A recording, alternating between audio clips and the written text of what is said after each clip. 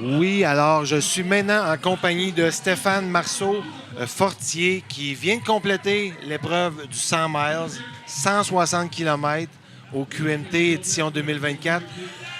Je parle avec Stéphane parce qu'il y a quand même une histoire assez particulière. Vous allez me dire, tous les gens qui font un 100 000, ils ont une histoire particulière, mais celle-là est quand même un petit peu différente. On va parler de ta course tantôt, Stéphane. Oui. Premièrement, félicitations pour avoir franchi la ligne d'arrivée. Juste ça, c'est un exploit. Ça mérite toutes nos félicitations. Merci, merci. C'est ta deuxième tentative au 100 miles au QMT. Tu as essayé il y a 2 ans lors de la première édition. Exact, tout à fait. Et tu es un gars qui. Puis ça, c'est génial. Tu fais la plupart de tes courses de longue distance avec ton frère. Vous courez toujours en famille, entre frères. Oui, c'est ça, exactement. Les longues distances que je fais, là, je les ai tous faites avec mon frère, c'est mon jumeau. On les court tous ensemble. On est pas mal du même pace. On est pas mal du même pace, donc c'est plus agréable de courir à deux que tout seul. Donc, on se parle, puis on s'entraide aussi. Là, donc, c'est vraiment très motivant. Et en 2022, lorsque tu as tenté la première fois le QMT 100 miles, c'était la seule fois où tu courais en solo sans ton frère. Tout à fait, oui.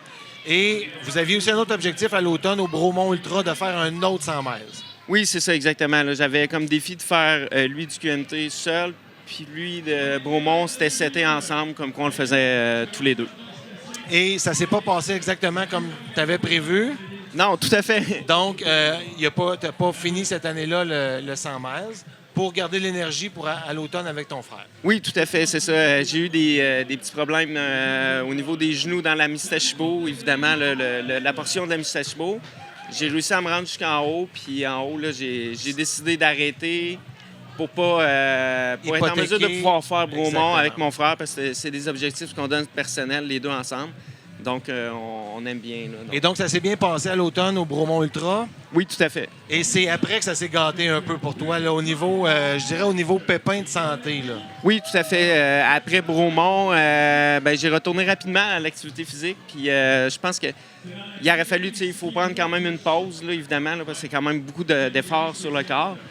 Donc, je me suis fait une bonne hernie discale. Donc, j'ai été hors des sentiers et toute autre activité, là, plus ou moins un bon 6 mois là, sans pouvoir faire des activités là, communes. Et donc, 6 mois d'arrêt complet pour se rétablir. Oui. On recommence l'entraînement. Exact. Puis là, on appelle Frérot et on dit hey, le QMT 100 miles, j'ai une revanche à prendre, puis je veux la faire en 2024. Exact, c'est ça. Là, c'était symbolique avec lui. Là. Je voulais pour moi, c'était de la terminer, puis en même temps de la faire avec lui. Là, c'est très symbolique. Donc, vous l'avez franchi avec succès cette année, avec ton frère Guillaume. Oui.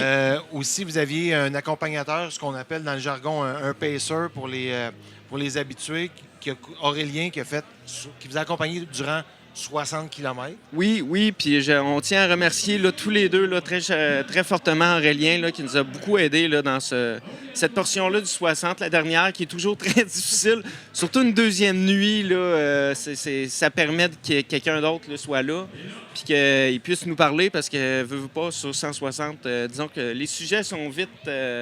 Oui, puis j'aime ça le fait que tu parles de la deuxième nuit parce que le départ du 100 miles se fait vendredi en soirée. Donc, on a une première nuit de course, on a tout le samedi, on a la nuit du samedi au dimanche. Donc, on passe carrément 2 nuits à pas dormir là, et à courir. Et à un moment donné, évidemment sur le physique, mais sur le mental aussi, ça affecte. Et c'est là que les accompagnateurs de course prennent tout leur sens. Là. Ah, tout à fait, tout à fait. Puis pour la deuxième nuit, là, je suggère fortement là, que les gens là, puissent avoir des pacers. Là. Nous, c'est bien l'Aurélien, là, il a assez de volume. Il fait aussi des ultras, donc il s'est prêté à nous. Lui, il va faire un ultra là, à Vermont. Donc, c'était un peu un training qu'il faisait. Puis, mais sinon, là, des pacers pour la nuit, là, ceux qui font deux nuits, là, c'est excessivement recommandé. Et maintenant, parlons un peu de ta course. Bien, votre course, toi, la tienne avec celle de ton frère. Comment ça s'est passé, le long parcours de 100 000? Parce qu'il y a des hauts et des bas. Oui, il y a pas juste, je parle en dénivelé.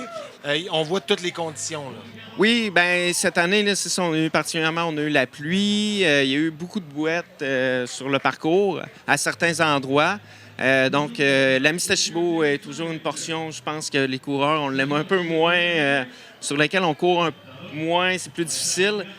Donc, oui, il y a eu beaucoup de hauts et de bas là, durant la course, mais par la suite, quand on arrive à l'arrivée, tout est effacé. C'est magique. Oui, c'est magique. Les souffrances des 30 quelques dernières heures sont effacées. Tout à fait. Et puis, c'est un souvenir impérissable. Et dans ton cas,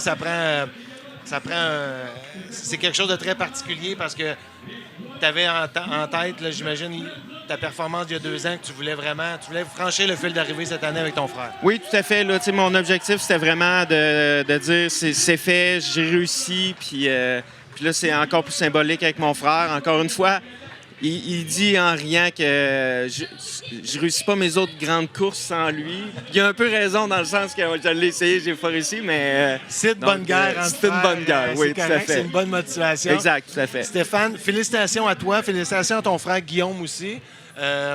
Puis qui sait, peut-être une autre tentative éventuellement pour avoir une deuxième boucle du 100 miles au QMT. Si ça vous tente, vous êtes toujours les bienvenus. Merci. Vraiment, félicitations. Puis merci d'avoir pris le temps de nous parler de ton histoire qui est assez exceptionnelle là, après faire le 100 miles après une hernie discale, une blessure qui t'a hypothéqué pendant plusieurs mois l'année passée. C'est vraiment revenir en force. Ça montre une force de caractère. Félicitations. Bien, merci beaucoup.